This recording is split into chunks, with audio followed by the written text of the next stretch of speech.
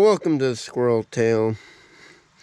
In this episode, I'm taking a break from my usual muzzleloader content and taking a look at the M1 Carbine, an old World War II workhorse.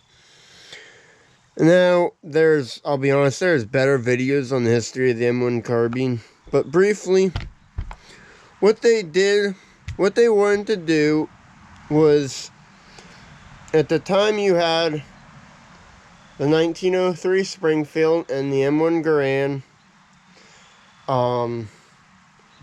and they found, and then you also had your 1911 pistol. This is not a military style 1911, but you're using it for representation. And they found while the 1903s and the M1 Garands were too heavy for people like truck drivers, mortar crews, things like that, cooks to carry, the 1911 pistol was too hard for people to shoot.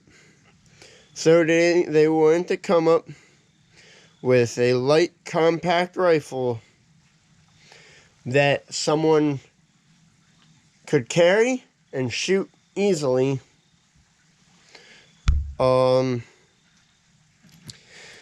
And not have to drag around a 10-pound rifle. So they came up with the 30 carbine, the M1 Carbine. And, it is a very great design in my opinion. Now if you look at the ammo that these three guns shoot, the M1 Garand shoots a 30-06 shooting 150 grain bullet with standard mil spec ammo at 2750 feet per second. Very, very powerful. The 45 auto with the pistol shot shooting a heavy bullet, a 230 grain bullet, but only at 850 feet per second. So, and now the M1 Carbine shoots a 110 grain bullet, so the lightest bullet of the bunch at 1700 or at 1900 feet per second. So 1100 feet per second faster than the 45 auto, but like 800 feet per second slower than the M1 Garand with a lighter bullet. And now, if you know a little bit about ballistics and the kinetic energy formula, you square the velocity. So of these two cartridges, the 45 auto and the 30 carbine, the 30 carbine is still more powerful compared to the M1 Garand. So, essentially what you did is you had a firearm that was more powerful, and easier to shoot, that they could issue to troops. And that's really, I think, the biggest benefit is, if you compare the weight of these two, there's no talking about it. The M1 Carbine at the appropriate ranges, easy for someone to shoot. You take these two and give someone relatively inexperienced, obviously if you give these guns to Jerry Michalak or someone like that, a pro shooter, is different, but take two inexperienced shooters. At a pistol at 25 yards, they're going to be lucky to hit a full piece of newspaper. Because I know people who practice with pistols that can't do that at 25 yards. You give someone the M1 Carbine offhanded, they're going to be inside a pie plate, 25 yards no issue, and easily out to 50. And I think relatively quickly, they could be hitting a man-sized silhouette target at 100 yards. That's what I personally like about it, and I think the advantage that people don't talk about. People talk about the ballistics a lot. But, in my opinion, this thing's easier to shoot than the Garand. And the people they were given it to were not, they had other tasks. They were medics. Medics, truck drivers, cooks, things like that. They had another job that they were concerned with. Radio men, mortar artillery guys. So the training that they were given in marksman was probably a lot less than the frontline guys with the Garand. But prior to the adoption of this rifle, you were handing them a 1911, which by far is the hardest gun to master, and that's what they found during World War I. Very, very few people they found were actually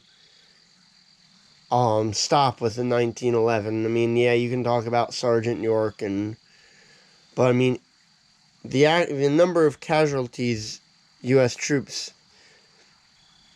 took with the 1911 was minimal. Partially that's because it is a sidearm, but they did find that your common troop couldn't hit nothing with a pistol. Now getting into taking a look at it, it is neat in the sense that it, in some ways, at least with the bolt, is a miniaturized Garand. You have a rotating bolt that pulls back, that causes it to rotate. When it goes forward, you have two lugs that lock it in place. And I'm not going to take it apart. There's other videos on the tube if you want to see that. But in here, basically, you have a little piston that impacts this rod. Now, I'll pull it back, and there's a little bit, it has to push it back a little bit farther before it rotates. That makes sure the pressure in the action is very low. And that comes back, ejects you around, picks up another one, and you're back in business. And as you can see, a very similar mechanism to the M1 Garand. Now they were issued originally with 15-round magazines, and the original ones had a simple flip-up sight and no bayonet lug. Towards the end of the war, they put on that style sight, which is very similar to an 03A3 sight. When they came out, I'll get to that, and then they also started issuing them with bayonet lugs. This is a little piece of the history I also think is interesting, because that's almost you can almost tell by the technology which side was winning. Your German and your Japanese, towards the end of their war, their guns got simple. Instead of more complicated sights, they went to fixed sights. The bayonet lugs, in some cases, were getting dropped. Slings got simplified, things like that. But, I mean, that really just shows how powerful our industry was during the war. The fact that we were producing so much stuff that we were able to make stuff more complicated and increase the manufacture time. Oh, kind of just an interesting way you can view the history. Now, the M1 carbine was also updated to the M2 carbine. These might have I think they saw just a hair of conflict in World War II, but they were used widely in Korea and even to Vietnam. And with the M2 carbines, they were issued with a 30-round magazine like this. So that's kind of neat. I've never fired an M2 carbine, but at the Shooter's Gauntlet, I've watched people shoot the M2s, and they would be a neat one someday to rent. But I enjoy shooting the semi-auto version. Now, what I've found with shooting, the other thing that people talk about is the reliability, and to be honest, mine I can't say is very reliable, but I'm also, anytime you have these old guns, you gotta accept that they have a lot of them have a high round count. And they're not a brand new gun. So I do think some of the reliability questions come from the fact that the guns aren't brand new anymore. And they've, when the military surplused off, they might have been like, okay, yeah, these guns are no longer reliable enough that we trust them, so yeah, we'll sell them. And I'm wondering, and from my research, what a lot of that myth or that thing came from, that the reliability had something to do with just surplus guns. And from what I've heard, most of the people who actually used them liked them. Another thing that I've heard that stems from is the magazines. I mean, the magazines were not intended to be used indefinitely. I think that they were switched out rather frequently, loaded maybe once or twice.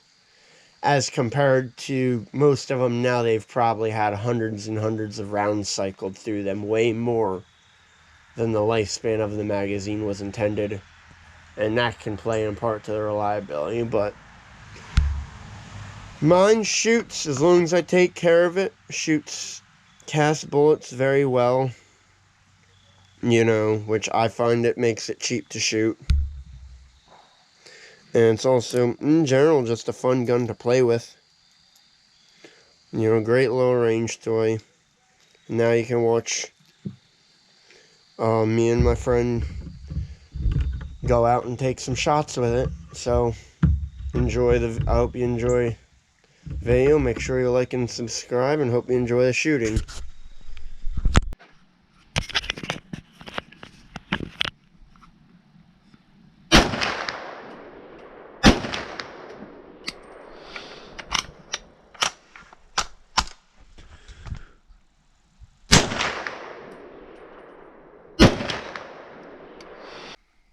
Thanks for watching. Remember to like, comment, subscribe for more great content, and check out our Instagram page at @SquirrelTailShow.